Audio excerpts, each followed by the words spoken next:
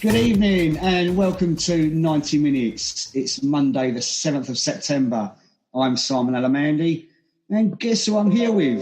Yes, it's Pete Hill. Pete, how are you, mate? Yeah, not too bad, thanks, Simon. I'm under house arrest at the moment, having had a minor op, so can't get out. But through the wonders of technology, great to be talking to you and everybody, and really looking forward to the show. We've got Nicky and George Ironton on later, haven't we? We have, yeah. Looking forward to a chat with them. That's going to be really interesting. One more thing I would like to say, Pete. I've had a few people asking me about our weekly trip to Mexico and why I've not been featuring that. Well, there's been no football for Palada, has there? So, rest assured, everyone, once it's back for, football for Palada, we will be back visiting there. And, Pete, I'm gutted we missed that pre-season trip, mate. Oh, terrible, wasn't it? I had my bag packed, I had the sombrero ready, I was ready to go, and what happened? But seriously, as part of the world has been really badly hit by COVID, so, thoughts to everybody in Mexico, and especially all our mates at Palada FC. That's it, absolutely. But I think we better get cracking, Pete. There's plenty to get through, isn't there? Absolutely, because the real stuff started this week, didn't it? Well, Tuesday, the 1st of September, the FA Cup extra preliminary round was underway. Watson Park ended at Hoddesdon down 1, FC Clacton 2, and you were there to see it. I was, yeah. I mean, it was a really fast-paced start between the two sides. Clacton, they had an early chance after 8 minutes. Jordan Lanty was played through by Jordan Blackwell. He shot and the crowd thought it was going in, but his effort went just wide. At Hoddesdon, they were then forced into an early change with Connor Bolton going off and Tom Cowell coming on in his place. Jeff Hogan, he should have put the visitors ahead after 20 minutes. Paul came into him on the 6-yard line, but somehow he managed to put his shot over the bar. A couple of minutes later, and Cyrus Babai, he put a ball into the box, found Lewis King, who turned and shot, but his weak effort went just wide. Just after that, Simon's Whittle side were forced into another change as King went off and Harrison Ruckard came on. 5 minutes later, it was Clacton who had to make a change. Mickey McKenzie coming on for Sean Bartlett. And 35 minutes in, Cyrus Babai had the Lily White's best effort of the half as his 30-yard shot rattled the crossbar. Harrison Ruckard then had the next best effort as his 25-yard effort went just over the bar and the sides went in 0-0 at half-time. Second half sprang into action. Mickey McKenzie, who had looked dangerous since coming on, was found by Jordan Blackwell cross to give the Seasiders the lead. That didn't last long, though, as the Lily Whites hit straight back. Cyrus Babai scrambling the ball home after a goalmouth scramble. Clacton should have taken the lead again after 55 minutes. Charlie Thompson was found free in the box after a Jordan Blackwell cross, but once again from 6 yards they couldn't find the target. Another forced substitution for Hoddesdon followed as Ryan Stevenson came on for Sam Cross, and shortly after McKenzie found a great save from Nugent. Hoddesdon were looking to press hard, but it was Clacton who broke away down the left wing. The ever dangerous McKenzie put in a fantastic crossing for Charlie Thompson, who was left with an almost open goal and he couldn't fail to miss. Hoddesdon pressed hard after that, knowing they needed something, but they failed to create anything positive, and after a rather lengthy period of added time, the ref blew his whistle to send Clacton into the next round to face Hadley. Yeah, disappointing, obviously, for them, and afterwards you got up with Simon Riddle, and this is what he thought. I thought we worked hard, and both penalty areas let us down a little bit. If I'm being honest, two soft goals we conceded. Got back after the first goal, we got back into it straight away, which was remarkable. But we huffed and puffed, and in the last sort of 15 minutes of the game, it was mostly one way with us attacking. But I don't think we really done enough tonight to win the game. If I'm being honest, they're not a bad side, but as I say, I didn't think we've done enough tonight, as far as I'm concerned. A couple of early blows, though. You lost Connor and Lewis quite early on. Yeah. How are they doing? They'll both miss now. We had 3 injuries, basically, to cut a long story short. Sorry, I'll say those two. Sorry, mate. Sorry. Yeah. Matt's got my thing. Sorry, is that my thing? That's all right. Yes, I was going to say. What was the question? Sorry, again. Yeah, you lost Connor Bolton. Oh yeah, we Lewis lost Connor Key Bolton in earlier. the first 5 minutes, and then we lost Lewis Key early doors as well. He was carrying an injury, so 15 minutes, and then we also lost Sam Cross. He got injured just before half time, but we tried to see how he goes, so we couldn't really affect the game. So we was just sort of putting players on to try and sort of cover what we'd lost, basically. We just didn't have any luck, really, I don't think, as well. Didn't really help us. But as I say, I'm not taking any credit away from Clacton. I thought they come here with a game plan, they play everything long, and we try and play football, and they disrupted us, really, to be honest here. We're a young side that likes to play football, get the ball down, but we didn't do it enough today, if I'm being honest. And they're a bit more experienced than us, and that's why, I think, you know, it's just one of those days. You know. Few additions to the squad from pre-season. You've got a couple of the youngsters here from Ware, Harrison and Ethan Ricard. Yeah, and you've got Cardan Campbell. And you've got Cardan as well, yeah. Obviously, onto the league this Saturday away to Cockfosters as well. With a load of injuries.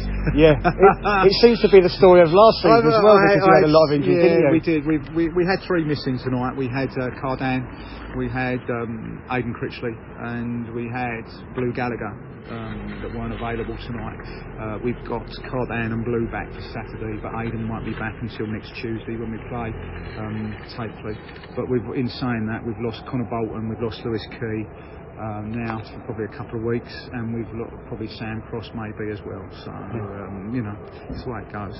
So those were the thoughts of Simon Riddle. Always disappointing to go out first time in the FA Cup, and just this thing with Hoddesdon, they're never allowed to play their first FA Cup game at home, are they? They're always some familiar surroundings at Watson Park, but still it's almost like an away game.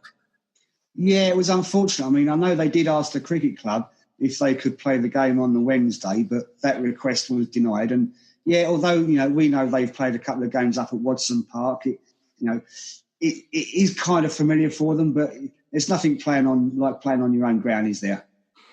Well, it was a disappointing night there, but things got a lot better at Crofters, where it ended Sawbridgeworth Town 2, Romford 1. Excellent night for the Robins against their big spending Isthmian League Division 1 North opponents. Sawbridgeworth looked nothing like the team that won just 2 of 28 games last season. Took the lead after only 4 minutes. Connor Clark's low drive taking a deflection, which deceived Romford keeper Matthew Kafer. The visitors did have the ball in the net just after the hour mark. Gabriel Adoluwu's powerful header from Alfie Potter's corner was ruled out, though, for a foul on the home keeper Michael Betts. Romford, though, did draw level 6 minutes later. Cater's long free kick allowing Alfie Potter to set Malagai Toussaint for the equaliser. Robins, though, are made of sterner stuff these days, and after Romford's Ridwan Ajala had been sent off for a second yellow card, Kieran Amos popped up with a headed winner to send Sawbridgeworth into the next round.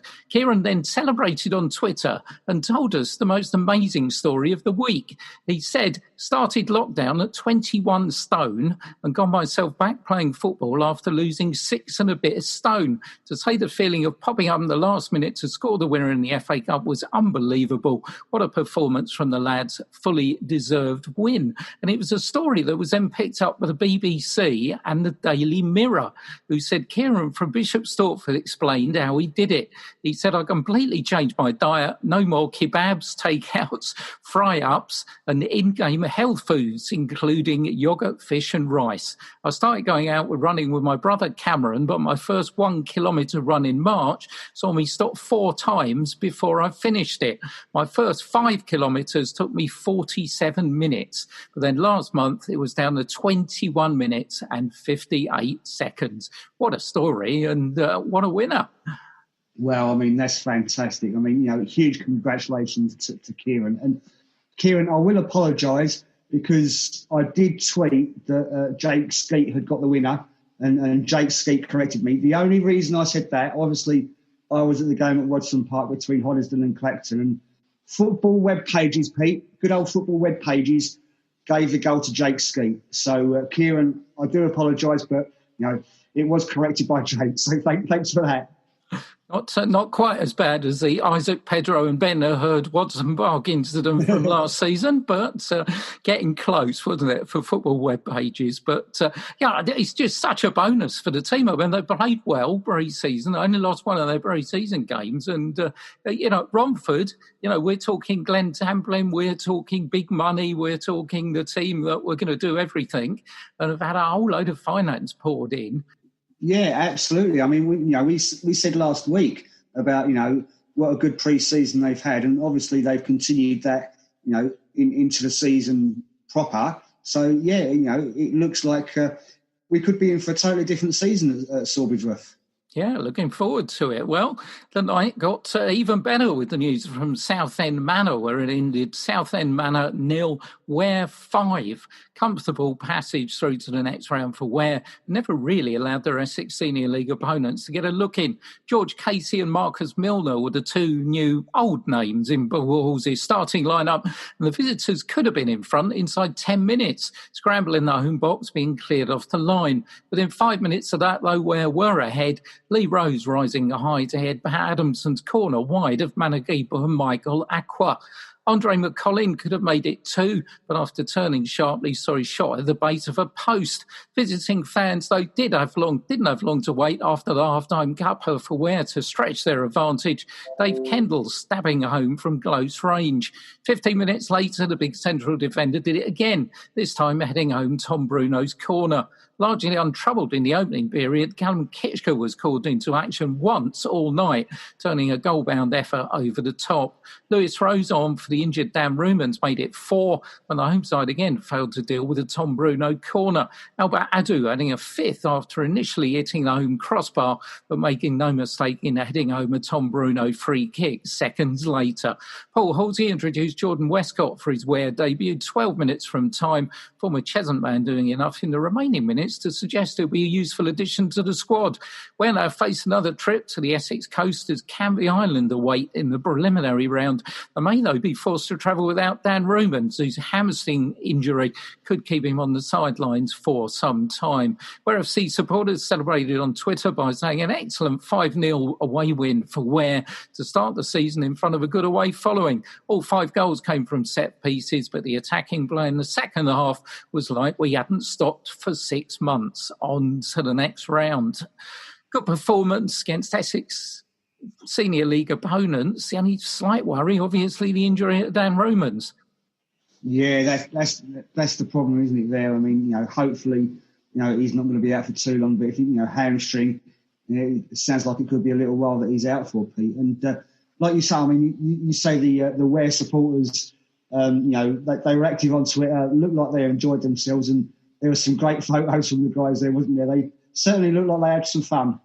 Yeah, they have a good time when they go away. There were lots of really nice comments on Southend Manor as well about the atmosphere they produced there. So good win, and hopefully on to the next round. Be talking about the Canvey Island game a little bit later because it's on, of course, this coming Saturday. There was also friendly action on Tuesday night. Finished Coggeshall Town 2, Hertford 1. Arthur took the lead early on, but Kieran Bailey fired the home side level from the edge of the box. That's the way it stayed until half-time. The Seagrowers going in front from a Jake Turner penalty. Just another little bit of a build-up for Ben Hurd and the team. And also introduced me to a really good nickname, the Seed Growers. Coggeshall, the Seed Growers. Ah, OK. I mean, so obviously last week you said about Coggeshall with Ollie Mers and stuff like that. And when I was at the Hertford and Welwyn Garden City game on Saturday, which obviously we'll talk about later, people were telling me how nice the clubhouse and, how good the facilities are. Yeah, they seem to be a big peer club on the rise. So good luck to them in the coming season. On the same night, finished Welwyn Garden City under-23s 3, Tring Corinthians 2. Good comeback this by the young citizens. Found themselves 2-0 down at half-time. Some slack defending, allowing their Spartan South Midlands League opponents to take maximum advantage. Comeback, though, started 6 minutes into the second half. Centre-back Lewis Matthews cutting the deficit with a powerful effort.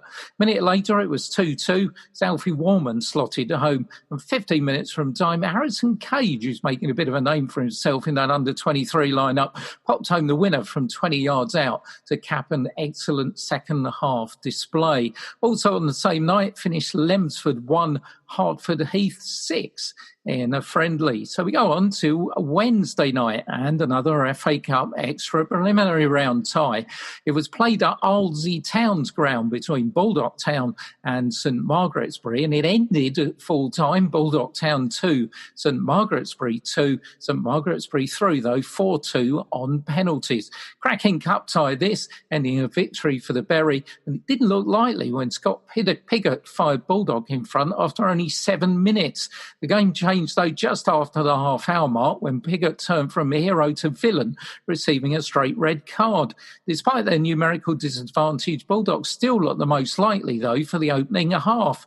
2 minutes after the break, it was 2-0. Jack Furness slotting home to give the Bury a mountain to climb. That though is exactly what they did. Firstly, from the penalty spot, Carl Roberts making no mistake, and then the equaliser coming 13 minutes from time through Jay Partridge. With no replays in the early stages of this year's competition, it was straight to penalties. Alex Coppin and Ben Lahore missed the home side's first spot kicks. Quincy Agbailey, Frankie McCarthy, Aidan Reid and Jay Partridge were sure-footed from the spot, and they sent the Bury through to the next round 4-2 on penalties. So I wonder, we were talking last week actually about teams having penalty shootouts in their friendlies or at the end of their friendlies. Well, St Margaret's-Bury, I don't know whether they did in any of their friendlies, but 4 kicks out of 4 can't be bad. Yeah, no, fantastic for them. And I actually saw Tony Wild on Saturday. I was at Ware Youth for my daughter's game, and Tony, who we said last week, he's now taken charge of the youth section over at St Margaret's-Bury. He was actually at that game, and he said when it went 2-2, so he was running on the pitch. I mean, 20 minutes to go, they were 2-0 down. They've come back, levelled it at 2-2, gone to penalties and gone through. Absolutely fantastic for them. Well done, guys. Yeah, absolutely. I mean, I didn't have the best of pre-seasons, but, that pales into insignificance now through to that. And obviously what it also means is they set up a game against Salisbury-Worth in the next round, which, again, we'll be talking about a little bit later. But that'll be a really interesting meeting. Directly after the game on Twitter, they announced a number of re-signings and new signings. Back for another season are keeper Emmanuel Alajidi and defender Aidan Reid, and some of the new faces in the lineup: Hayden Ely, defender Alvin Keramai, who was at Hayes and Reading, former Hertford and Hatfield Town striker Sam Belshaw, and also midfielder Danny Palmer, who played at Hertford and was at Harpenden last season. So, lost Thomas Apuku, of course, to Welwyn Garden City towards the tail end of last season, but added a few players and just getting the squad together. Yeah, that's it. I think it's important for them to get these players in. Obviously, like we said, we know Carl Roberts is back there as well, so I think he's going to feature in front of goal as well, isn't he, and knock a few in. Yeah, certainly. I mean, Kyle is a real renowned goal scorer at Essex Senior League level. And, good to see him get off the mark from the penalty spot. And, look forward to the next round. Well, the real action in the league started on Saturday with the Essex Senior League first set of fixtures of the season. And, mixed results for our teams, it's got to be said. At Chalk Lane, it finished Cockfosters 3, Hoddesdon Town 1. Lily White's capping a disappointing week with a defeat. Simon Riddle's side, though, went into their first league fixture without the injured Connor Bolton, Lewis Key and Sam Cross, and also the unavailable Aidan Critchley and Jack Lee.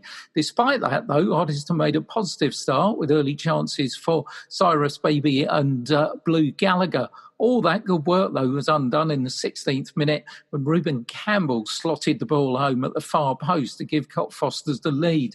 9 minutes later, it was 2-0. Jack Riddle's rash challenge giving the home side a free kick, which Ryan Wade bent into the top right-hand corner.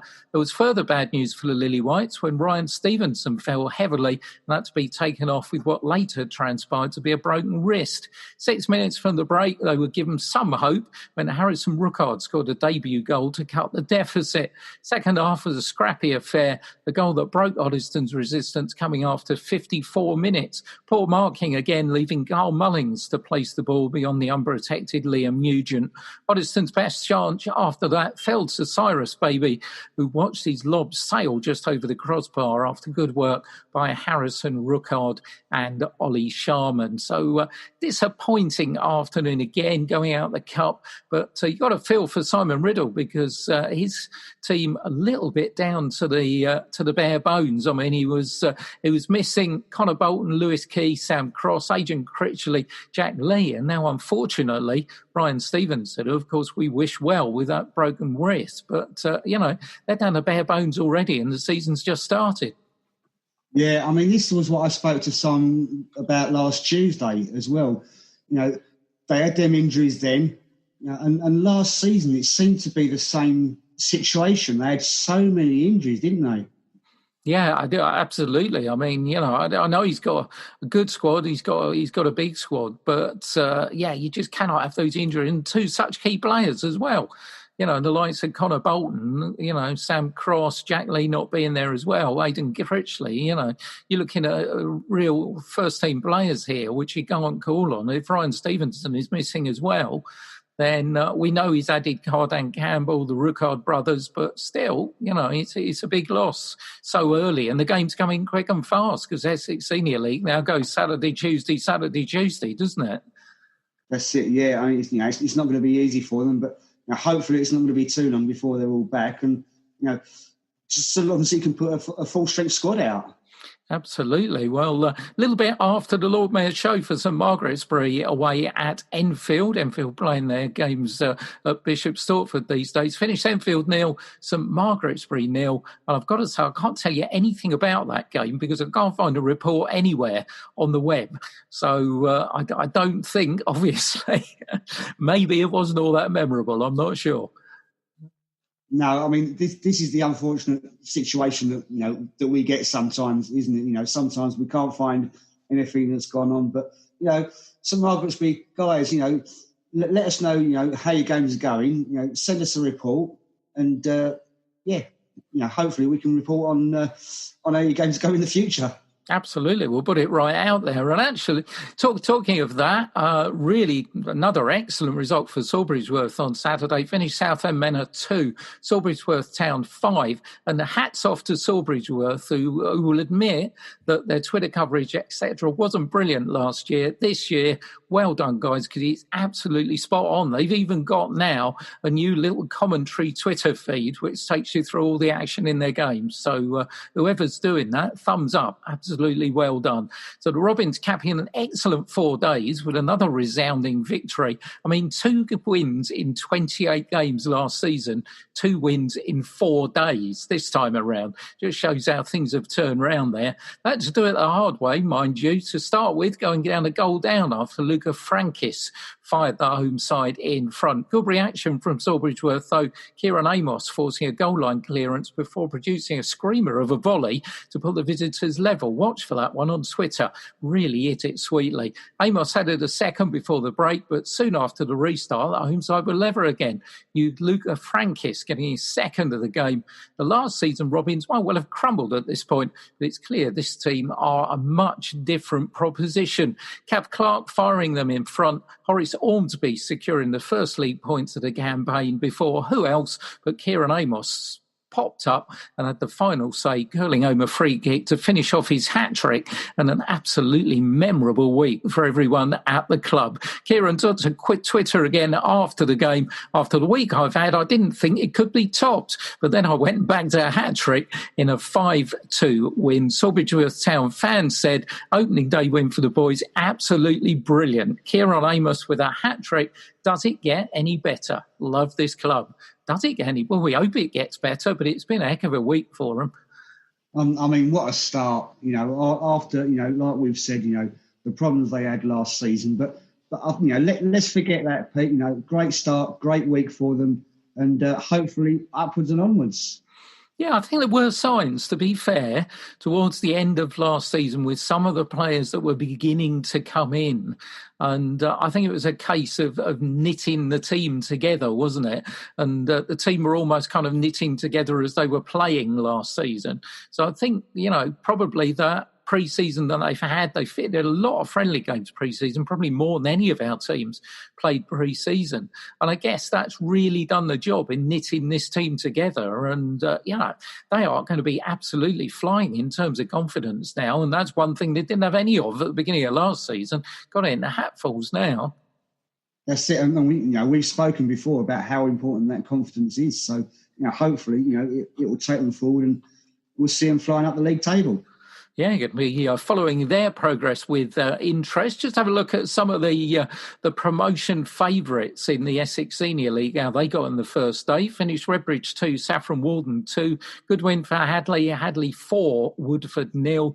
Good win for Walthamstow, Sporting Bengal 1, Walthamstow 3. And Hashtag United started off with a 4-0 home win against Ilford. So it's hard to see, possibly might put Takeley in that mix, but beyond those four.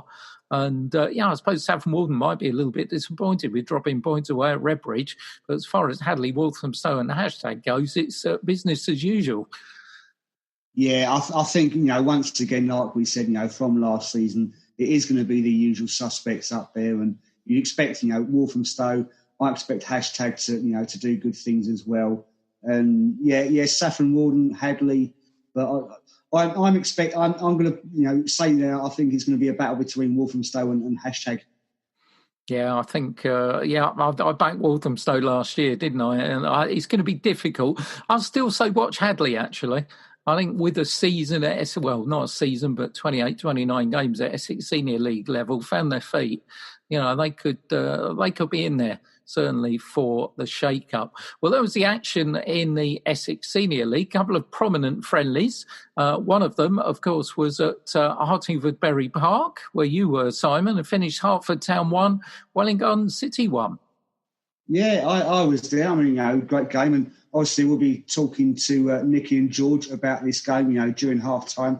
But first of all, Pete, I will say I saw, managers, committee members, players, fans, etc., from both sides. And obviously you were there, you were meant to be there doing the commentary, but, like you said, you've had to self-isolate and everyone was asking about you and wanted me to pass on their best regards to you. So, I'll do that right now.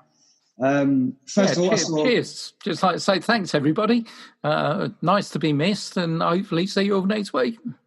Yeah, of course. First of all, I saw Colin Hay, and the first thing he said to me was an apology that they couldn't keep a tradition going, Pete, and have some half-time donuts ready. He was very apologetic about that. But do you think we get double donuts next week, Pete? Well, you don't know. You never know. I don't know, though, how the COVID-19 guidelines and donuts go together. I'm not sure. We'll have to have a look. We'll have to see. He was also telling me that they had a robot down there marking the lines, which involved a drone up in the sky. Right? So the lines are absolutely dead straight. And something Gavin Kelsey, I'm sure, will be glad to hear after his tweet a week or so ago. But unfortunately, their rider mower has broken down. And the guy that was marking the lines, they thought he might cut the pitch beforehand as well. But that wasn't the case. And they had to hand cut the pitch on Saturday morning, and it took them 4 hours, Pete. I'll tell you what, rather than me, mate. Absolutely. I have trouble with a small bit of grass I've got in my back garden, let alone doing a pitch. So more power to their elbow for doing that. On to the game, though. And, Welwyn Garden City, they had an early chance. George Ironton corner, Lee Close, he headed just over. They had the next decent effort on goal. Robbie Buchanan, and that was well tipped over by the Hertford keeper. 18 minutes in, Isaac Pedro went down heavily, and he really looked to be struggling, Pete. And I could tell straight away that he was going to be off. He wasn't going to come back from that. He was helped off the pitch, but I did speak to him afterwards, and he was a lot better. He could put weight on his foot, and he said he should be fine for this Saturday. Amin Belaziz came on in place of him. There was no real chances for either side until a George Ironton free kick on 35 minutes. It looks like it was crossing the ball in, and it evaded everyone in the middle. Hartford failed to clear it, and even with Lee Close running in, it bounced just in front of him and into the net to give Welwyn Garden City the lead. And I did catch that on video, and I'm going to quiz George about that later, Pete.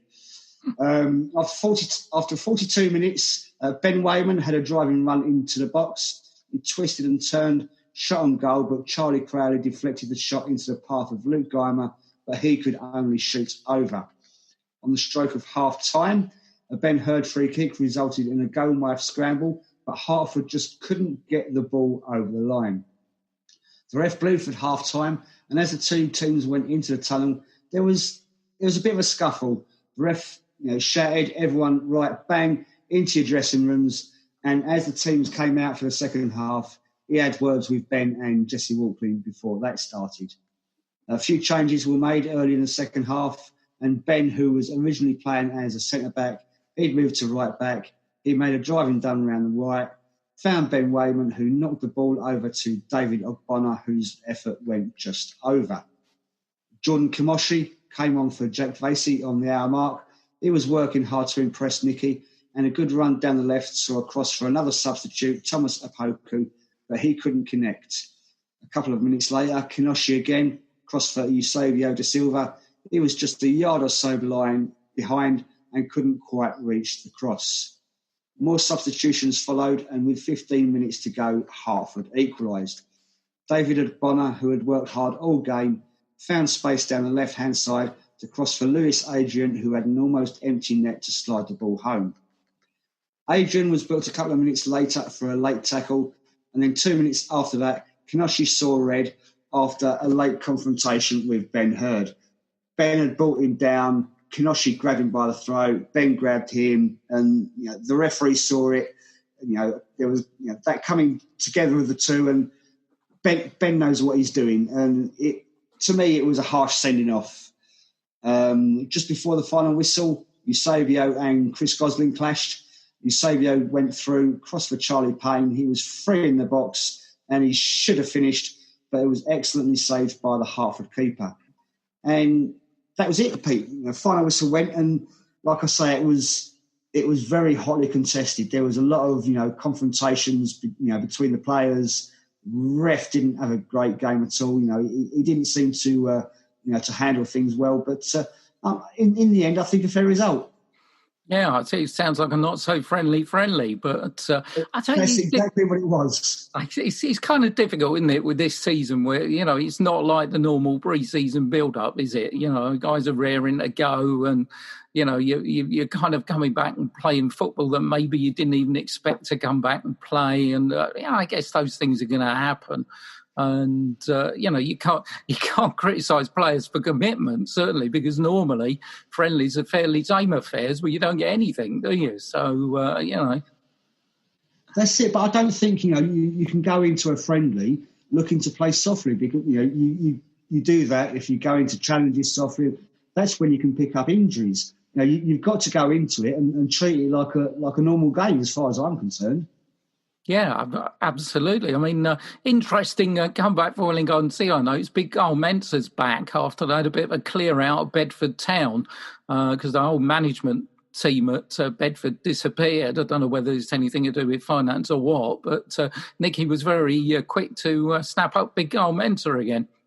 Yeah, absolutely. I don't blame him. I mean, Cole, he had a really good game, and he looked as solid as ever.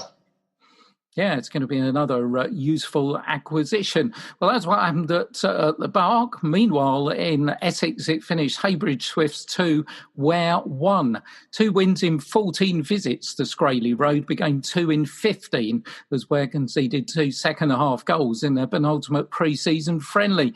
The visitors weren't helped by having to play the whole second half with 10 men, after Lewis Rose received a second yellow card for dissent a minute before the break. bit of a bizarre incident. This Lewis had already been booked and was taking a throw-in from where the assistant indicated. The referee, though, wanted it taken from further away. Lewis pointed out the assistant was happy with his position, but he also forgot that the referee is always right, of course. Made too much of it, got a second yellow card and an early bath. Paul Halsey shuffled his starting lineup to give starts to Finlay Titchmarsh, Jordan Westcott, Reece Crowther, Danny Wickenden and Jordan Watson. Harry McDonald gave the home side the lead, Tyrone Baker making it 2-0 after 78 minutes before 18-year-old Devontae Sims did at least give Halsey something to smile about with his first goal in senior football 10 minutes from time. So once again, we saw a red card there. Thanks to Steve King for clearing up everything that happened there with an email that he sent me a little bit earlier on. Just a weird one, isn't it? A player being sent off for dissent for taking a throw-in where the assistant told him to take it. So, and the thing that Steve was saying, the club are unsure now as to whether this will lead to a suspension or not. But I guess if there's any inkling of it leading to a suspension, they're going to appeal it. Yeah, absolutely. I mean, like you said, Lewis has got a red card. Jordan Kanoshi got a red card for Welwyn Garden City. I mean, we'll ask Nicky about that later. See if there's any suspension that he needs to serve. But it's not going to be good, is it? Especially if Dan Rumors is injured as well. Yeah, that basically leads Gareth Madden and Dave Kendall as your two central defenders, doesn't it, for the forthcoming FA Cup game against Canvey Island. We'll see what we hear on the Lewis Rose thing. And, of course, we do hear anything, we'll shove it on the 90 Minutes website and put it out on Twitter. So let's round up the action that happened also on Saturday in the Essex Senior League Reserve Division. Finished Salisbury Town 1, Grays Athletic 1. First day for the Hearts Senior County League. In the Premier Division, finished Bush Hill Rangers 1, Royston Town Reserves 3. Claudio Agbanali, the goal scorer for Bush Hill Rangers. Finished Cuffley Senior 6, Hoddesdon Town Reserves 1. Hatfield Town 0, Welwyn Garden City Under 23s 0, and Ware Sports 0, Coney Heath Reserves 3. In Division 1, Buntingford Town 0, Evergreen 1, Hertford Heath 1, Hatfield United 1, Standard and Buggeridge 4, Old Parliamentarians 1. In Division 2, Waltham Abbey Reserves 3, Ware Sports Reserves 0, and in the Essex Olympian League Division 5, which started this week, Roydon 3, AS Raweth Reserves 2. Big Mo got one of them. Egidabon Miami got the second, and Kieran Francis got the third. So a good start for Royston. Interestingly enough, I saw on the Hearts Senior County League Twitter, they're giving an award for the match of the week. And their Twitter read, "Congratulations to Cuffley Seniors and the Hoddesdon Town Reserves for being our match of the week." Hoddesdon lost 6-1, so I don't think they'll want those congratulations very much. No, I'm sure Hoddesdon won't. And I mean, saying about Stanley and Puckeridge, we know that was their first game back in the Hearts Senior County League. And I want to say, well done to H. Norman. I don't know his first name. He got a hat-trick, so well done to him. Yeah, I think they're going to be worth watching as well. They've had a really strong pre-season, and I think they're going to be there or thereabouts and trying to get into the Premier Division. Maybe we'll have to have a word with some of the Hearts Senior County League a little bit later on, because there have been a number of changes. We've had Welwyn Garden City's under 23s, Bush Hill Rangers go straight into the Premier, Standard and Puckeridge have come straight in at Division 1 level. So it's just kind of interesting to know what the criteria is for accepting teams and what level they're going at. Yeah, I think if we get someone in from them, and it'd be nice to see the reasoning behind their reshuffling of the leagues. Right, it's good to see them back, and the Hertford District League are back on this coming Saturday as well. We'll be in all those fixtures a little bit later in the second half of the show. A new sponsor's been announced for the Isthmian League. The new sponsor, or not only of the Isthmian League, the new sponsor of the Isthmian, Northern Premier and Southern Leagues is grassroots sports investment programme Pitching In. The Pitching In initiative has been launched by GVC, a multinational sports betting and gaming group which owns Ladbrokes and Coral. England legend Stuart Pearce, who played non-league, of course, for Wealdstone at the start of his career, has been appointed as ambassador for Pitching In. In addition to financial support, a key focus of the partnership will be to facilitate, encourage members of the community to become volunteers and to do some pitching in of their own. The partnership will be announcing further initiatives in the coming weeks to provide financial support and opportunities for all current 226 member clubs. So, yeah, Northern Premier, Southern League, Isthmian League, that is a big sponsorship. Yeah, I think it's great. I mean, the thing for me, Pete, I mean, like you say, you know, they've got a tie-in with Ladbrokes and Coral, and there was some sort of thing against last season because obviously they were sponsored by Bet Victor. But hopefully, you know, with that different name, then people won't associate them, you know, with a betting company so much. And, you know, we kind of disagreed with it because, you know, we said, okay, you know, if a company's willing to put that money in, if it's good enough for the Football League, who have got a betting, you know, company as their sponsor, then it's good enough for down our level, isn't it? Yeah, absolutely. I like the, you know, what's come out. Obviously, proof of the pudding's in the eating, but the stuff about getting community volunteers involved and that kind of initiative. You know, it's nice to have a sponsor that seems to recognise how non-league football runs, and we know that volunteers are absolutely vital to non-league football.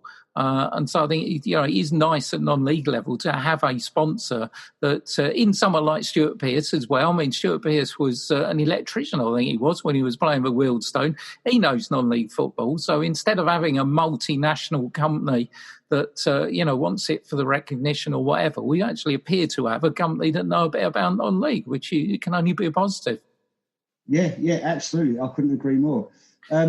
Couple of bits of news I saw, Pete. Remember Coach Apple? Oh, absolutely. I saw on his Twitter that he has been asked to be the main feature on a coach's journey documentary. Okay. Nothing else since then, but I think that could be worth watching. That will be worth watching, most definitely, yeah. Good luck to him with that one. That'll be interesting. Something else I saw this was from the Hoddesdon and Clacton game that I went to last Tuesday. Saw this from the programme. Now, I need to make sure I got my teeth in for this one, Pete, because it was judged by the Soccer Club Swap Shop to be the best in the Essex Senior League and the 8th best nationally. I mean, we've said before how great their programme is, but they have decided for this season not to ask the advertisers from last season to pay, and they'll continue to rerun those as colour pictures for the first few games and then photocopy them for the rest of the season with the view to running colour ads for the 2021-22 season, which I think that's great from them. I think it's brilliant stuff. They've got a nice link there, actually. I saw this in the week on the non-league programme's Twitter account because they're getting worried that because of COVID, people are not producing programmes now. They're doing online programmes. And I made some quite good points because have you stopped printing programmes due to COVID risk assessments? It reads. And we know that things are really important. Risk assessment should be renewed. But they've actually put just a little bit of a guide here in terms of why programmes are perfectly safe to have at a football ground. The programmes arrive and you leave them in the box for 24 hours from the printers. Okay, if you put them in an open box at the turnstile for fans to take their own programme, you accept payment with the entrance fee, then obviously you're going down the risk factor. And they made a really good point here that actually in doing that, there's less touching and the handling than serving cups of tea or other drinks or making fans touch pens and clipboards to record their details as they go in, which I think is a really strong point. So, you know, why we can't have programmes, I don't know, because, you know, I don't think there's a problem with it. Yeah, no, that's a fantastic point. I mean, like, you know, obviously some people use the Eve Pass app, but yeah, those who haven't got it, yeah, they're all touching the same pen and same bit of paper to to register her details. So, yeah, absolutely. Something else that I did see from that programme, though, their under-18 side. I mean, they had a tough ride in the Southern Counties Floodlit Youth League last season. They were looking to strengthen them with players from Enfield's under-17 side. But after those players decided not to join, unfortunately, Pete, they've dropped out of the league. There is something else about another team dropping out of the league from them, but I'll cover that later in the women's news. And I know that kind of gives things away, but I'll cover that in a bit. Yeah, that's sad, isn't it? Especially for youth football. You know, you need all the teams you can get. Let's have a little bit of rugby news, because it was a big week for Hertford Rugby Club. They had their AGM, and the Hertford's new head of rugby, Ian Holman, gave the club's AGM an update on what he'd been doing at the club, and there's some big changes. They want to improve the standard of the first team there with realistic ambitions of promotion, he said. Senior coaching coordinator David Heinard has been appointed. Richard Gregg continues as co-head coach and backs an attacking coach. And Howard Parr has joined the club as co-head coach. He played Premiership rugby. He's played and coached the combined services. And Ian Holman made a great quote. He said, at the age of 47, he's probably fitter than most of our players. So obviously they want to move forward with their squad. Former coach Canwich Dent Basra, known as Bads, had left to go to Letchworth. Recruitment's been better this season than it has been for some time. They've signed 11 new players and they're hoping to get more on board. He said the main focus is to gain promotion into a league which we feel reflects the standard of rugby Hertford should be playing at. There's going to be a big reorganisation as well at the end of this season of lower league rugby, and Hertford are one of those teams, and I guess they won't be the only one who want to get out of there before it all gets reorganised. So it sounds like there could be some interesting things going on at Hoe Lane this season. Talking of other sports, hockey, and England Hockey has set out the plan for step 5 in the resumption of competitive hockey. That the hockey girls celebrating, and why not this week on Twitter. The newly promoted ladies who will be in Eastern Region Division 2 South West, while the men in Division 2 South will be at home to West Hearts 2. So looks like hockey are getting it together, England Hockey, and the girls will be back out there in competitive action. Fingers crossed in a couple of weeks. Oh, let's hope so. You know, I'm sure they're raring to get back and, you know, grab their Colin the Caterpillar cake and some donuts, Pete.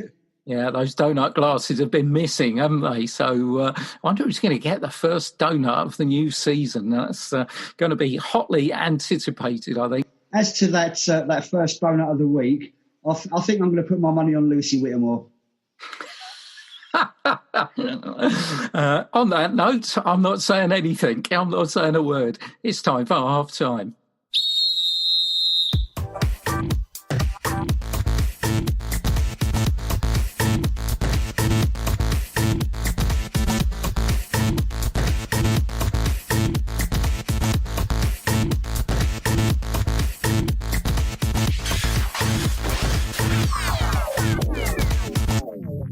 Right, welcome back from that quick break, and we are now joined by Nicky and George Ironton. Guys, thanks for joining us. Thanks, Simon. Thanks, Pete. Thanks, Simon. No problems. First of all, obviously, you know, lockdown. How was it for you guys? And you know, with there being no football. It was pretty difficult, to be honest, because it came all of a sudden. The league was just sort of suspended around, I think, about March the 18th, something like that. So obviously, like everyone else, we didn't know what was happening, if the league was going to resume or any of the fixtures would be played. But straight away, in my own mind, I had an insight that the season would be finished, and consequently, it was. And what about yourself, George? Yeah, it's the same, really. In terms of the position we were in the league, we was in the playoff position, so it's obviously a shame for it to come to an end.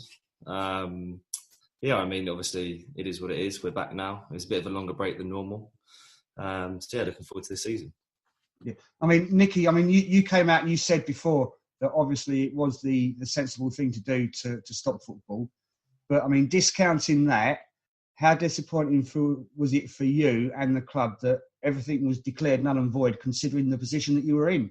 Yeah, I think to be honest, you've got to be philosophical about it. We were in a good position. Everyone thought we were punching above our weights, which probably we were.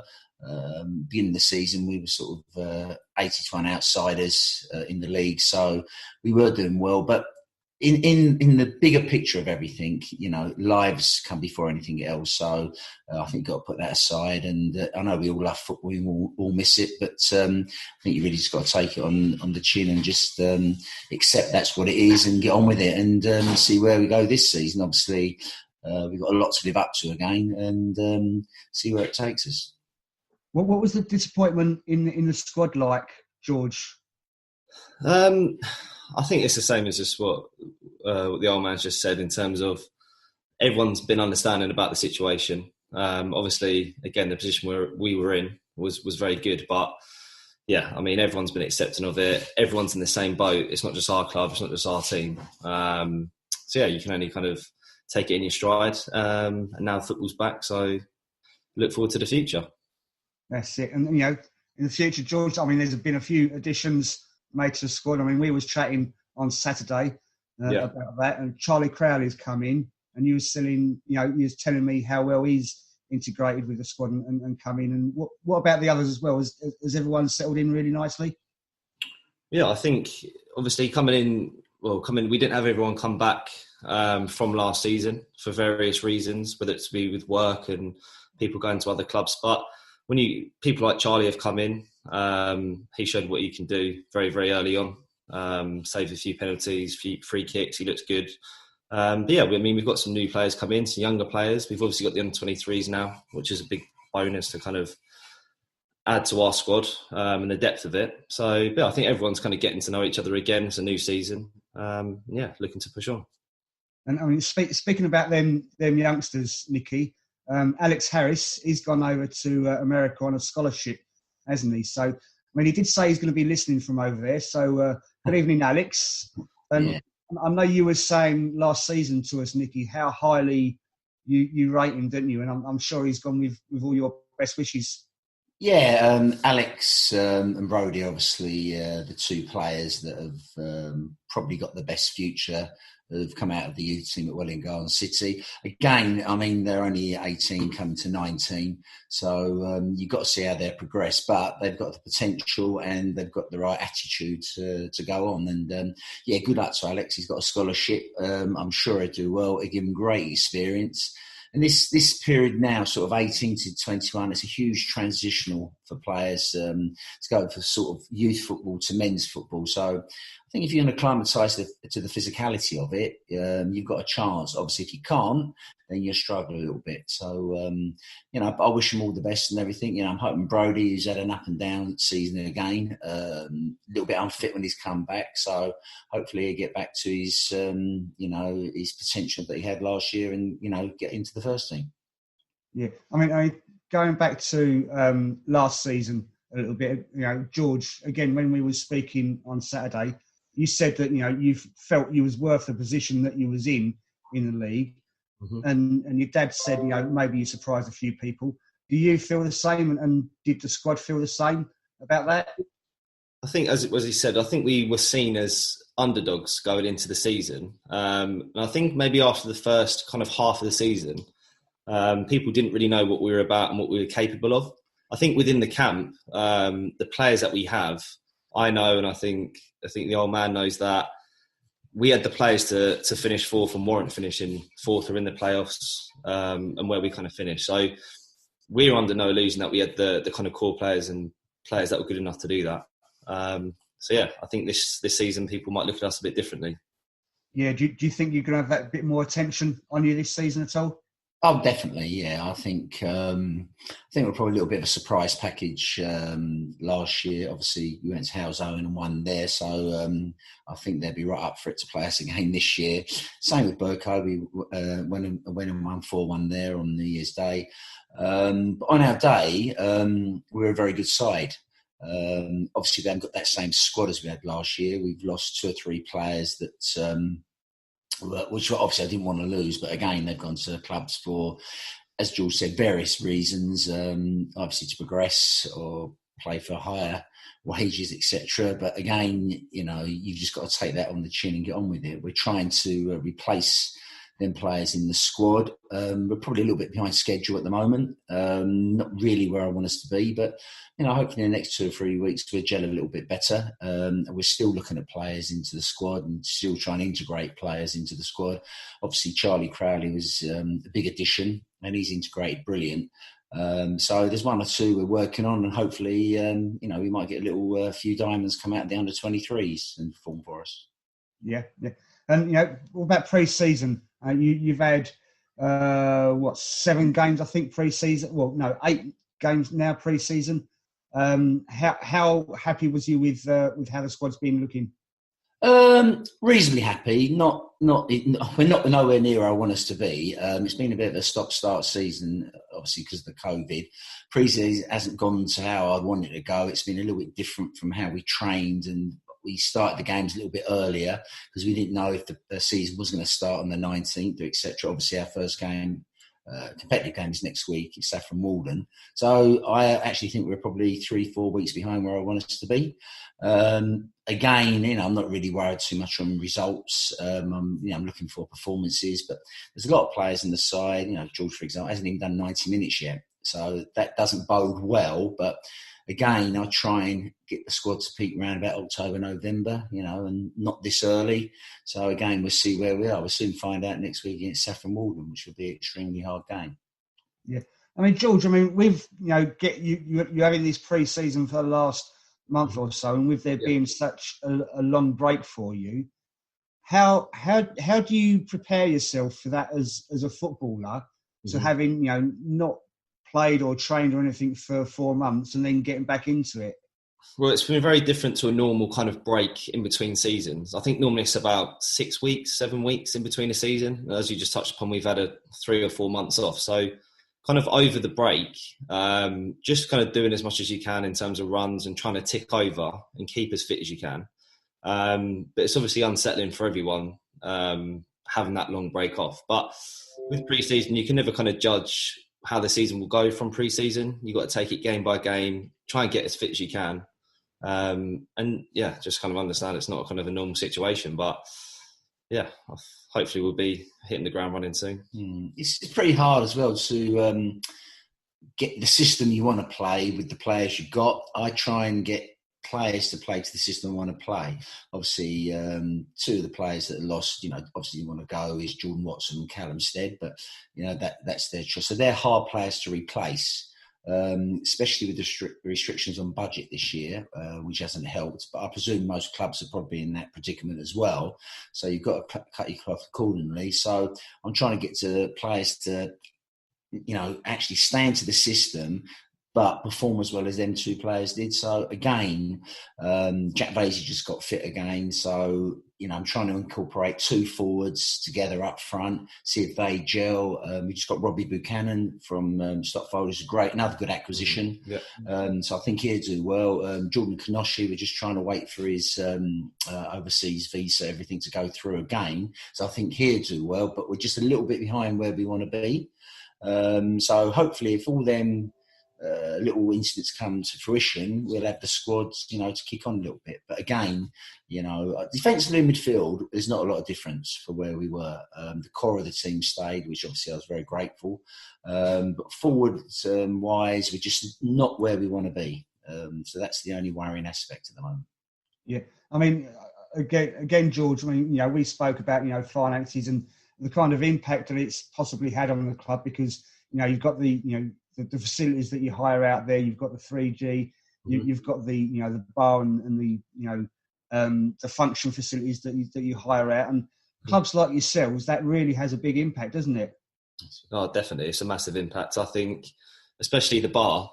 If you ever go down there, and I know you guys have been down there, it's always busy. It's always full every Saturday and throughout the week. So not having that kind of income has affected it, but as we said, the kind of other clubs are in the same predicament. They've probably been hit as hard as well. But yeah, hopefully as a couple of months go through, maybe to Christmas, hopefully things pick up again and we can kind of be back to where we were before. try and get back to a bit of normality, hopefully.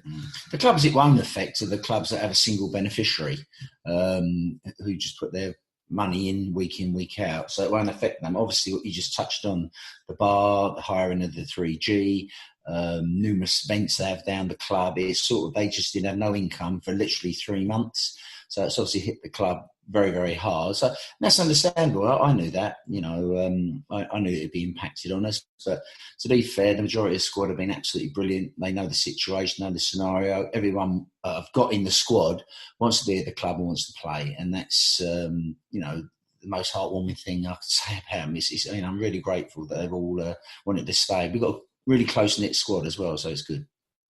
Yeah. I mean, George, that's something else that we said about, you get certain players that will chase a wage and they'll go, 20, 30 miles down the road for an extra, 50 quid a week. I know, obviously, you're not going to, make a living out of things at this level, but how important, your dad just said, so the players that you've got, they want to play for the club. How important do you think that is, that those players want to play for the club and they're not just there, because that's the best deal they can get? No, of course. I think it's absolutely massive. I think teams I've played in before, when you've got a tight-knit group like we have now, and everyone's playing for each other, not for the wrong reasons at this level, makes a massive difference. And I think we showed that last year. In comparison to teams who have a bigger budget in our league, we were up against them, we done well, and that's all down to kind of everyone pulling the same weight, playing for the manager, for the club, for the fans. So, yeah, it's massively important. I mean, how important is that to you, Nicky? Well, as George said, it's a huge, input into how I think of players. But, a good thing with us, we haven't got a huge disparity between wages. So, some clubs have, they've got 5, 6, 7 times our budget.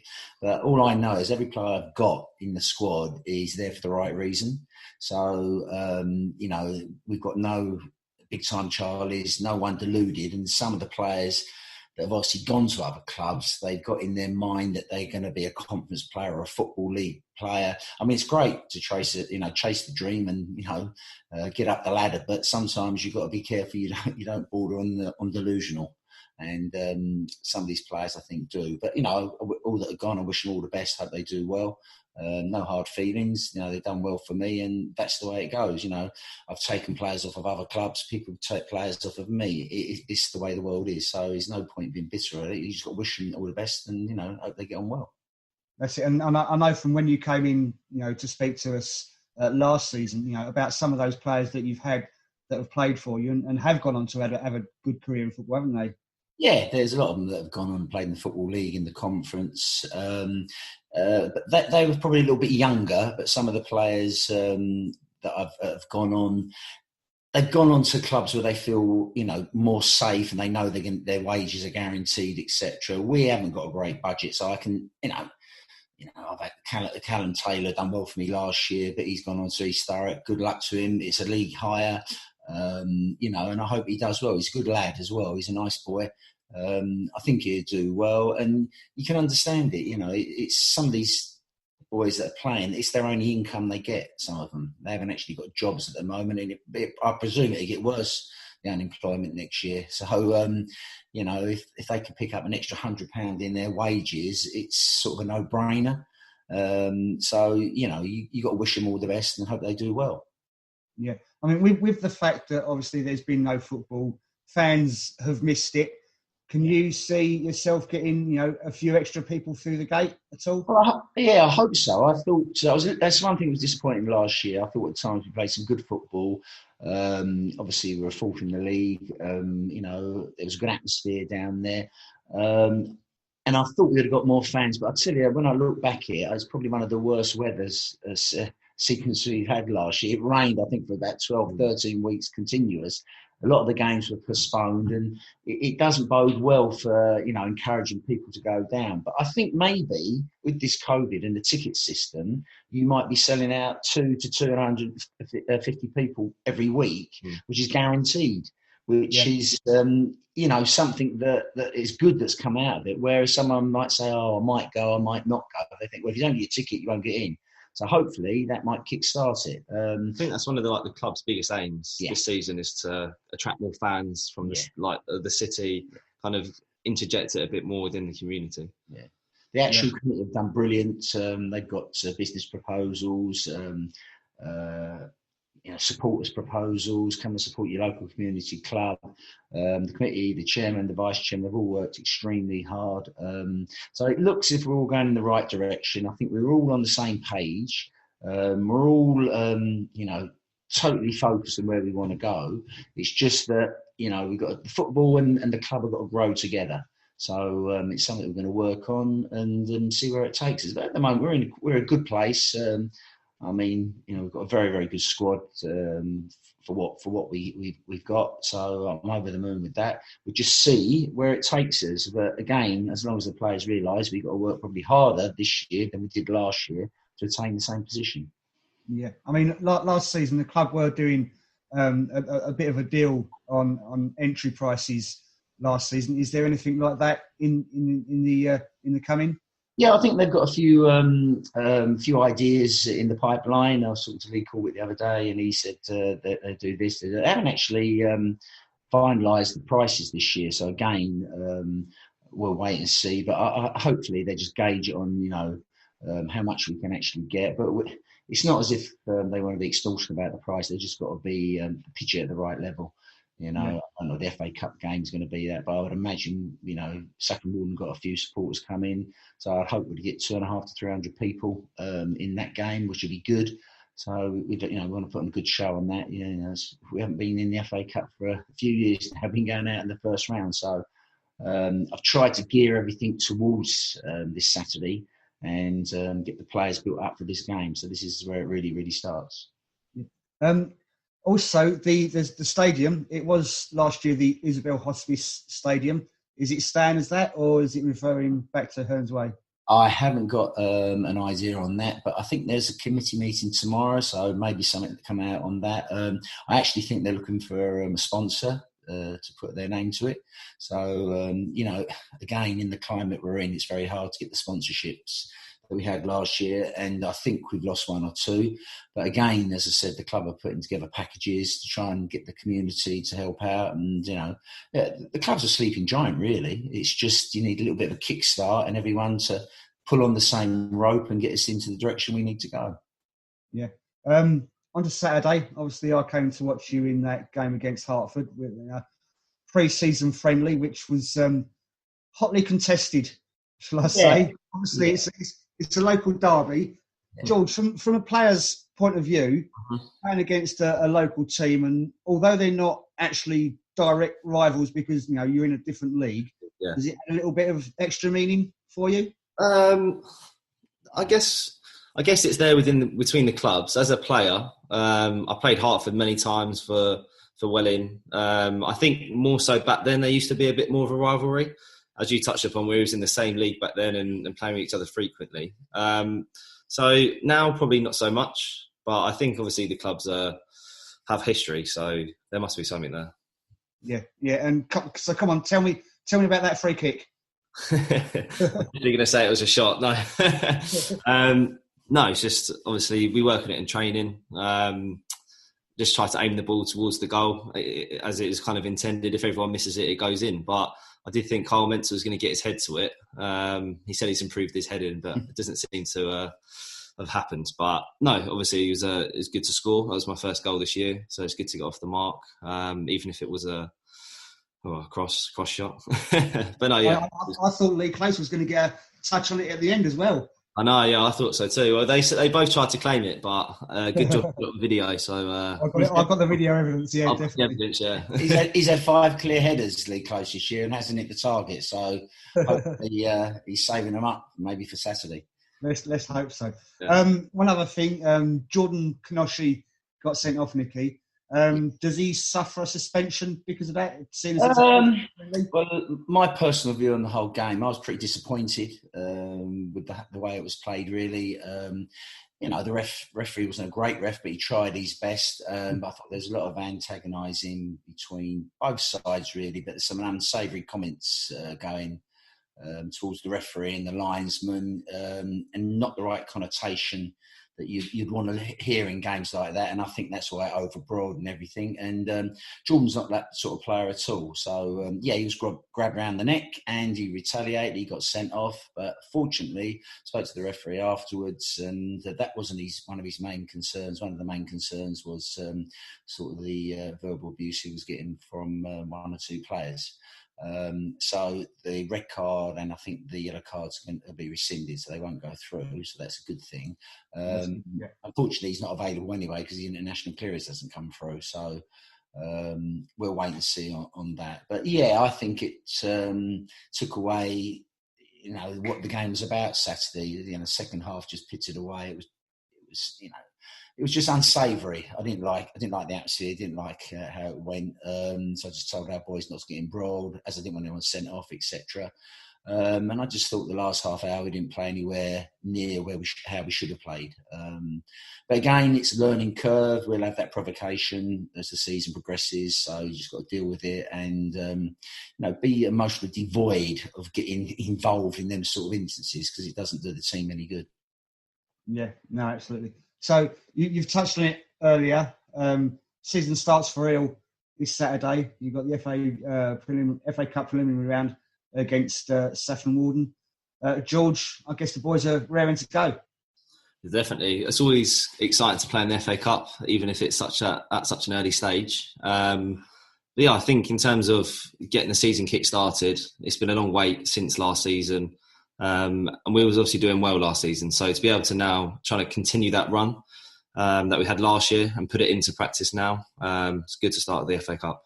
Hopefully get a win. Yeah. And have you had them watched at all, Nicky?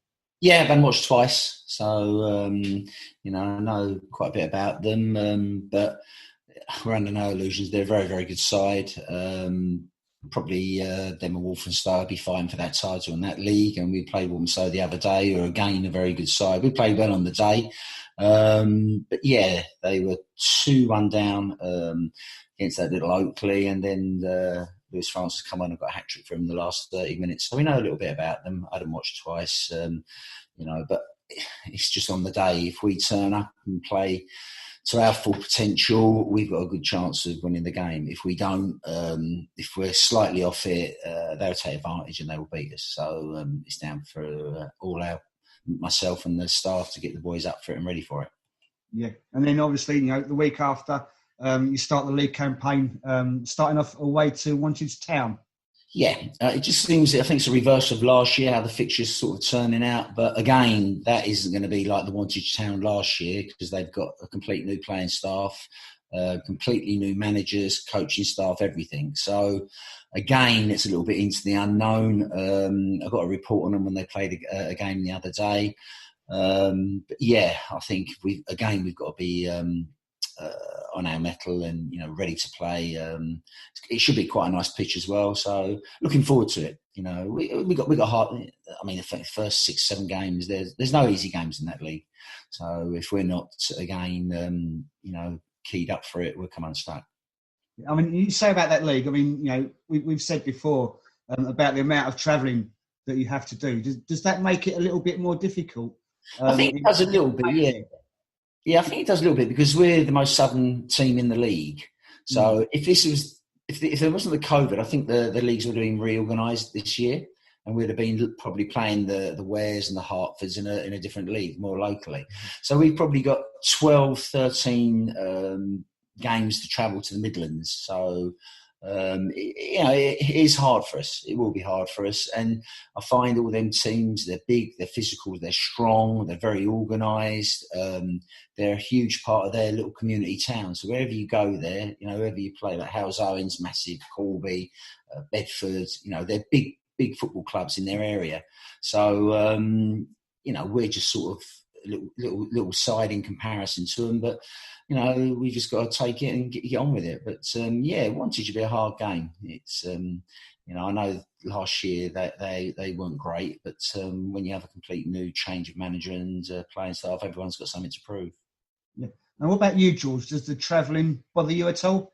Not so much bother. I do think it does have an impact, especially say a game gets rearranged to Tuesday night and we had to go to I think it was Didcot and Northley on a Tuesday night, and they're near Oxford, so 2-3 hours away, depending on the traffic. So it does have an impact, but them teams still have to travel to us as well. So I think we just get on with it. I think Wantage will be a hard game, the first game. And I always feel the first league game of the season is, and we beat them 2-1 last year. We scored in the last minute.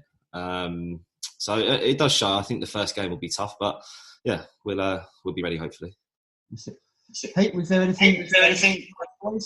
Yeah, I just wondered about with the change with the under-23s coming into the Hart Senior County League. I mean, is that going to give you more of a springboard for players coming through, and also those squad players that can't play regularly on a Saturday, give them somewhere to play as well? Yeah, I think it is, because, I mean, this is what I wanted from last year. The under-18s is okay, but then it's a massive step for the under-18s to the first team. Again, when I touched on it, it's physicality-wise, not so much ability. And Richie James come in. He's got a very good under-23 squad. A lot of young, enthusiastic players. We want to try and make them play in the right way. So it's going to be a tough league for them. But also last year, when I had players injured or out, I'd know where to play them. And some went on loan and then they never come back. So it's a situation that I didn't want to be in again. So keep fingers crossed. There's some good talent in the under-23 teams, very, very good talent. So, I keep eyeing them in every week. And anyone that deserves the place, they'll be in the first team. There's 2 or 3 have already been in the first team squad and done really well. Rob Banks done well. Scott Knight's done well. So, Harrison Cage is on the borderline of getting in the side. So we've got some players, that hopefully boost our squad. From a player perspective, George, I guess that keeps you on your toes a bit more as well, in terms of, you've got these guys snapping at your ankles when you plays. No, definitely. I remember when I was 17, 18 and trying to get into kind of a first team, you're really hungry and you really want to play. So, yeah, from my perspective, obviously you want to see them kids do well, but gives competition to people. Not too well. No, not too well. Gives competition to people, and I think you can become complacent if you don't have anyone kind of challenging you for your place. So they're all good kids. I think, as he touched upon, we've got 2 or 3 that are doing really well, and hopefully a few more of them can kind of show what they can do throughout the season. But yeah, it's a good kind of option and extra depth to the squad that we probably didn't have last year. Brilliant. Well, thanks a lot for joining us, guys. Don't want to tell you the stat, but you haven't been beyond the preliminary round since 2015. So it's, all on Saturday that you're going to break that record. You haven't been there for them games all the time, have you? No, not at all. I tell you played Saffron Walton before, 2014, 1-1 on a replay. So hopefully history will repeat itself. Fingers crossed. It's trying to make sure we get a win. Brilliant. Nicky, excellent. George, always a pleasure. Thanks very much for joining us. Right, thanks to Nicky and George for that. But first of all, it's time for some donuts. Time for donuts. This is East Hearts Radio, 90 minutes Donut of the Week.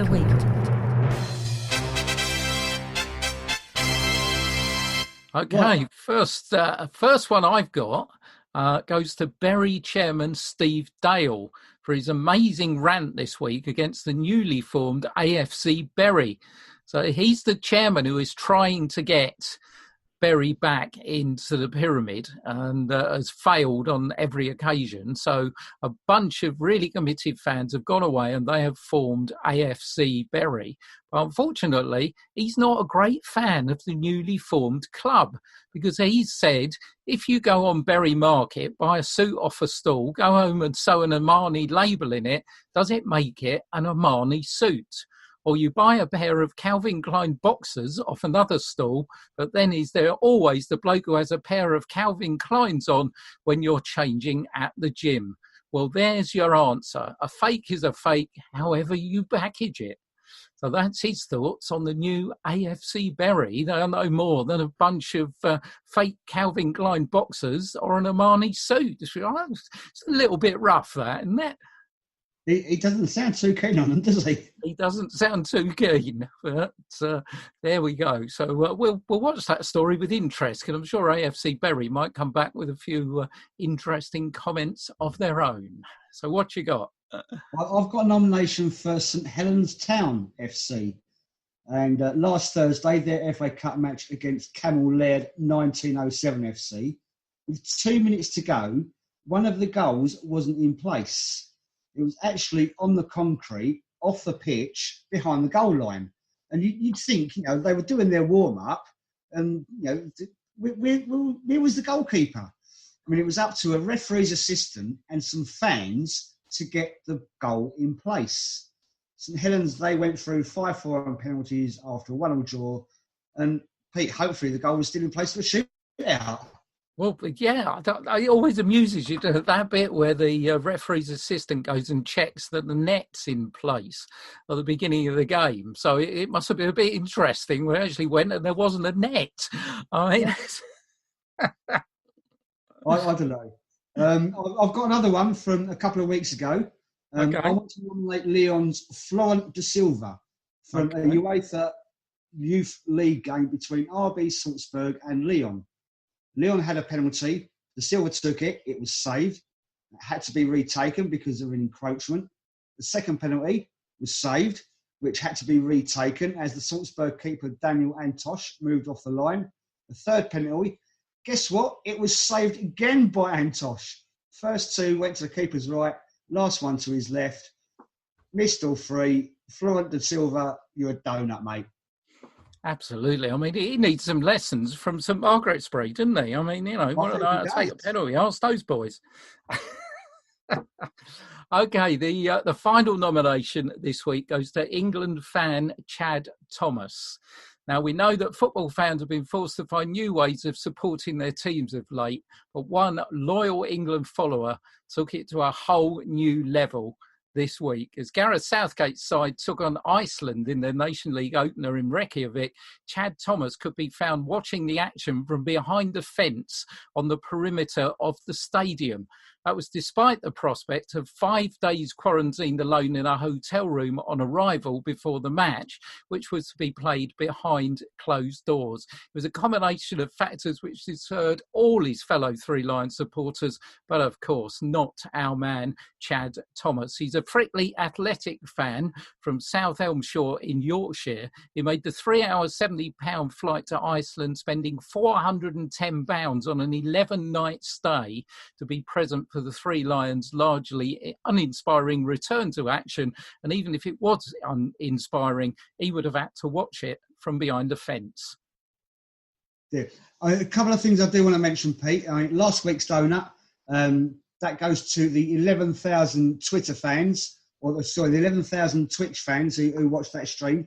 They got 56% of the vote. And also, I've seen Where Sports. They seem to have taken a leaf out of the Hockey Girls book, because they put a tweet out asking for their donut of the day nominations from their game yesterday. Oh, we've told those hockey, they should have copyrighted it, Cat's out of the bag now. You do some performances? Yeah, I was just going to say, those 11,000 fans, the unfortunate thing is they'll probably be listening to a show of ours we recorded last August. And so won't even hear they've won the donut of the week. Let's go from donuts of the week to performance of the week, Pete. And individual, I think it's a given. Kieran Amos, he scored the winner in Sorbo's FA Cup game against Romford. You mentioned how hard he worked, during lockdown, losing over 6 stone to get back into football. Hat trick on Saturday in the opening game of the season, the 5-2 win. There's no other contention, is there really? Absolutely not. Top man, Kieran. I mean, just for losing 6.5 stone, you deserve it, let alone scoring, the big winner in the FA Cup. And again, a hat-trick in first league game. And there's a lot more to come as well. So congratulations to him. And I think really, when you look at performances of the week, it's got to be a double for Sawbridgeworth, because I was talking about Romford, might have been a bit flippant, but they've had a lot of money piled in there at the end of last season. They've really big things expected of them, signed players from way higher up in the pyramid, and yet Sawbridgeworth, well, they've beaten them, knocked them out of the FA Cup, and what a night at Crofters. And I think really that's got to be our team performance of the week. Excellent, yeah, absolutely, couldn't agree more. And a nice double for Sorbo. Well done to them. Well, women's game. Yeah. So I've got some news from the women's game and the Bedford Hearts Women's Football League. They've released the leagues for next season. But they did release them a few weeks ago, a little bit early. But it's all been confirmed now. And Hearts Vipers and Hearts United, they're in the Premier League. In Division 2, so we've got no one in Division 1. In Division 2, we've got Watton Ladies, Sherrards Wood and Wadson Park Development. And in Division 3, we've got Bury Rangers, Buntingford Town and Hearts Vipers Development. These leagues all start on October the 11th. So that's should be interesting. All those teams, a few local games, and it's great to see it all back up and getting together. And in terms of where the team, I guess this is the ultimate one, isn't it? We were doing a little bit earlier about the Hearts Senior County League, of how you judge which team ends in what division. Well, this is kind of the ultimate one with the Hearts Vipers story from last season and all of that as where your teams end in which division. That's it, yeah. Also, like I was mentioning earlier, from that Hoddesdon game on Tuesday, Hoddesdon Town Owls have folded, which I did touch on a couple of weeks ago that I'd heard that rumour. So, that's all confirmed. So they've unfortunately folded. They should have had a Women's FA Cup game today. They should have been playing Rayleigh Town Ladies, so Rayleigh Town obviously get a pass. Hearts Vipers, they visited Colney Heath. Colney Heath came out 2-1 winners. It was a great performance from the Vipers, pushing Colney Heath all the way, but were able to find the equaliser. We bow out with our heads held high. Good luck to Colney in the next round. That's what they said on Twitter. And Hartham Ladies, Pete, I'm afraid it's time for that video printer because it was St Ives Town 12, Hartham United Ladies 0. We bow out of the FA Cup with a heavy defeat. Wasn't our day, and the opposition punished us for that. Best of luck in the next round and with your season. A great bunch of girls and management. Thank you for hosting. Tough defeat for them. We know they were both playing teams from higher steps, higher divisions, but well done to the Vipers. Sounds like they put a good performance in, but tough for the Hartham girls. Yeah, it's tough, isn't it? That's just one of those where I think it was in Men in Black that Tommy Lee Jones and Will Smith had that little pen, didn't they? They said just forget all about it.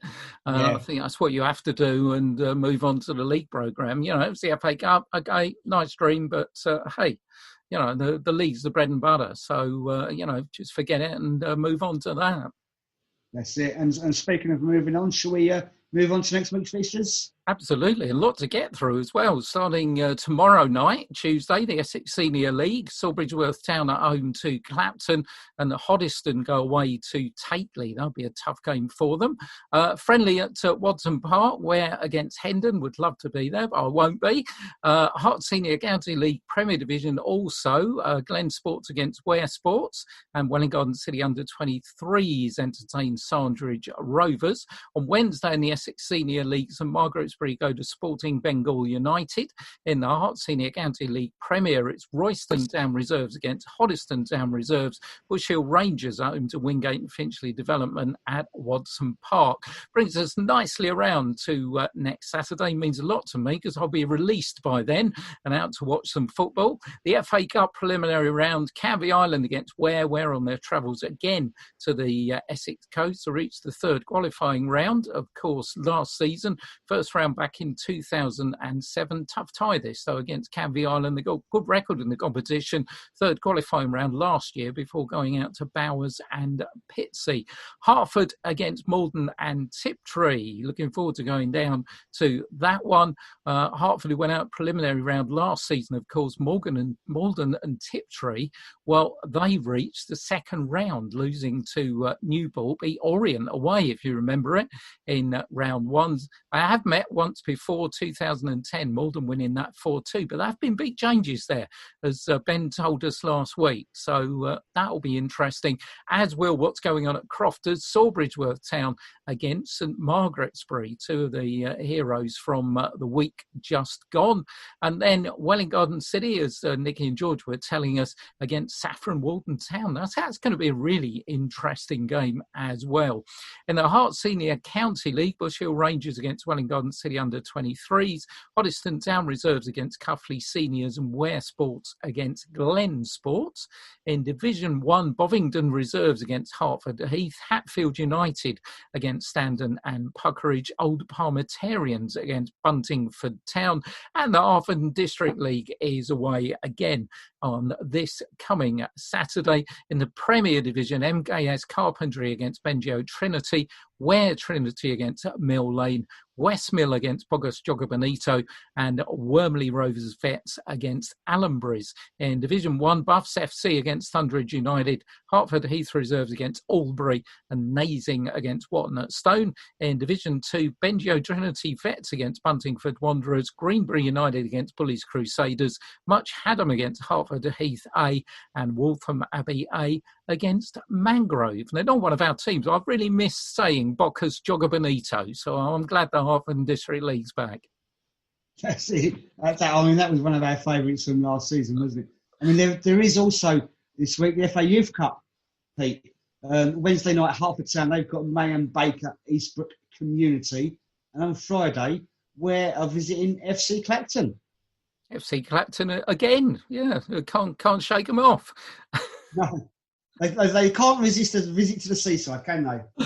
That's it, yeah. I think it has been visits to the seaside all the way along. Well, as far as we're concerned, that's just about time for the final whistle to blow, I think. It's absolutely flown by. Thanks to Nicky and George. And I will really look forward to getting out and about next Saturday. Thanks for joining us, everyone. Catch you later. Cheers, everybody.